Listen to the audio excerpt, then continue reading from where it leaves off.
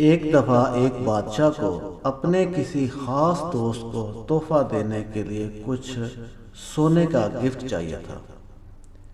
اس نے اپنے وزیر سے مشورہ کیا۔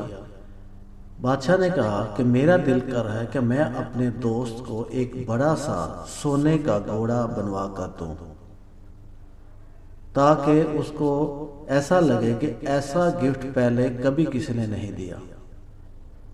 وزیر نے بادشاہ سلامت سے کہا کہ بادشاہ سلامت، اتنا سونا لگے گا اس گھوڑے پر، اور اس میں سے جو آدھا ہے وہ سونار کھا جائے گا۔ بادشاہ نے کہا ایسا نہیں ہو سکتا کہ ہمارا سونا سونار کھا جائے، ہم اپنی نگرانی میں سونار سے گھوڑا بنوائیں گے تاکہ وہ ایک ماشا، ایک رتی بھی سونا چرا نہ سکے۔ وزیر نے کہا بادشاہ سلامت، یہ سونار بڑے تیز ہوتے ہیں، لہٰذا آپ رہنے دیں، کچھ اور چیز اس کو گفٹ کر دیں۔ بادشاہ نے کہا نہیں، تم سونار کو بلاؤ۔ لہٰذا سونار کو بلایا گیا۔ بادشاہ نے کہا دیکھو بھائی، ہم نے سونے کا گھوڑا بنوانا ہے اور تم یہ گھوڑا یہاں ہمارے دربار میں بیٹھ کر بناؤ گے، میرے سپاہی تمہاری نگرانی کریں گے، اگر تم نے یہاں سے ایک رتی بھی سونا چرانے کی کوشش کی تو تمہارا سر قلم کر دوں گا۔ سونار نے کہا ایسا ممکن نہیں، میں پھر بھی اپنا حصہ لے جاؤں گا۔ بادشاہ نے کہا چیلنج مت کرو۔ اس نے کہا میں آپ کو چیلنج کرتا ہوں، آپ جتنی مرضی سیکورٹی رکھ لیں، میں اپنا حصہ لے جاؤں گا۔ بادشاہ بھی ضد پہ اڑ گیا۔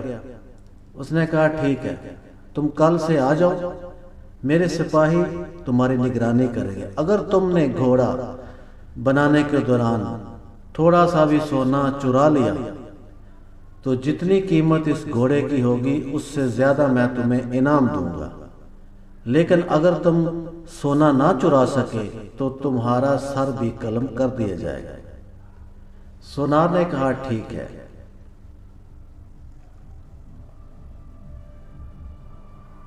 سونار صبح آ گیا جی اپنے اوزار لے کر، اس نے گھوڑا بنانا شروع کر دیا۔ بادشاہ کے بہت سارے سپاہی اس کی نگرانی کرتے، 10 اس کے پاس بیٹھتے، وہ چلے جاتے تو دوسرے 10 آ جاتے، یعنی کہ ایک منٹ بھی اس سونار کو اکیلا نہیں چھوڑتے۔ جب وہ آتا اس کی تلاشی لی جاتی، جب وہ واپس جاتا تو اس کی تلاشی لی جاتی۔ لہٰذا 1 ماہ سے زیادہ ٹائم لگا اور سونار نے وہ گھوڑا تیار کر لیا سونے کا۔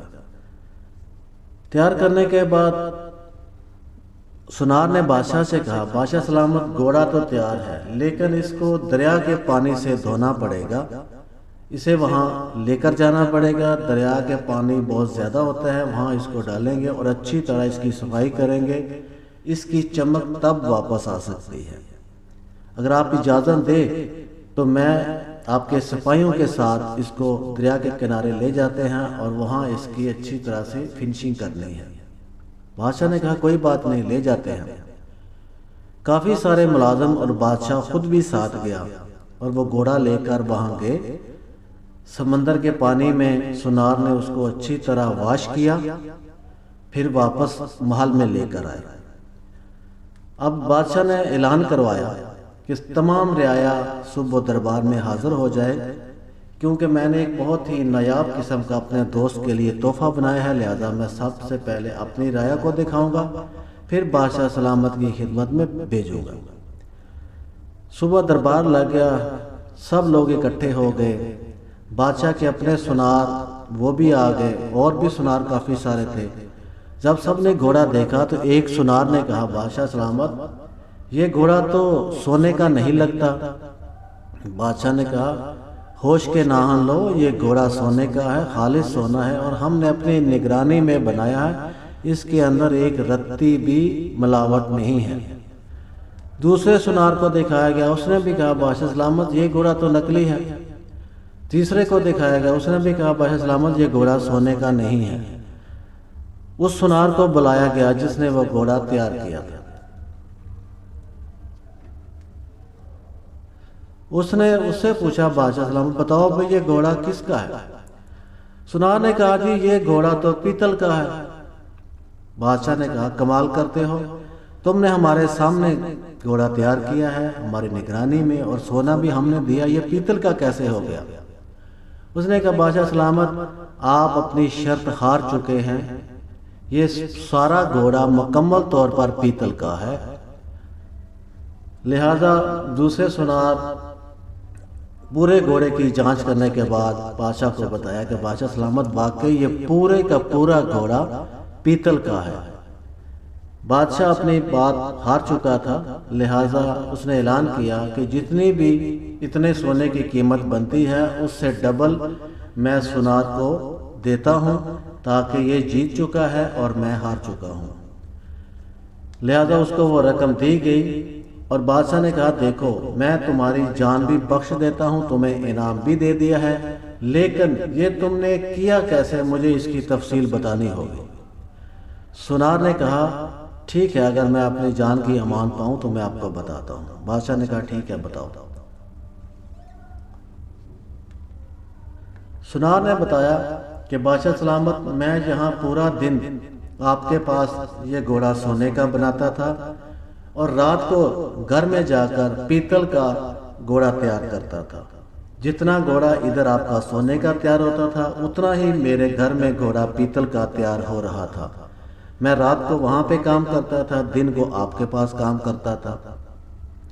इस तरह मैंने ये घोड़ा, जैसे ही आपका घोड़ा सोने का तैयार हुआ उसी टाइम मेरा पीतल का घोड़ा तैयार हो चुका था। बादशाह ने कहा ठीक है, लेकिन ये घोड़ा तुम्हारे घर में कैसे गया और हमारा घोड़ा इधर कैसे आया, ये बताओ। उसने कहा जी मैं रात के टाइम दरिया पर गया और अपना घोड़ा पानी के अंदर रख दिया, और जब आपके घोड़े को लेकर मैं वहां गया इसको धोने के लिए, जैसे ही मैं पानी में मैंने डुबोया, आपका घोड़ा मैंने पानी में डुबो दिया और अपने वाला बाहर निकाल लिया।